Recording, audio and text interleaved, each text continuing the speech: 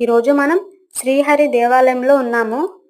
ఇక్కడ చూడండి, స్వామివారి పాదాలు పాము పడగ కింద స్వామివారి పాదాలని చాలా చక్కగా చేశారు కదా. ఈ పక్కనే ఆంజనేయ స్వామి గుడి ఉంది. అందుకే ఇక్కడ ఒంటెని కూడా వాహనంగా ప్రతిష్ఠించారు. ఆంజనేయ స్వామి ఇక్కడ పర్వతాన్ని పట్టుకొని ఉన్నారు స్వామి.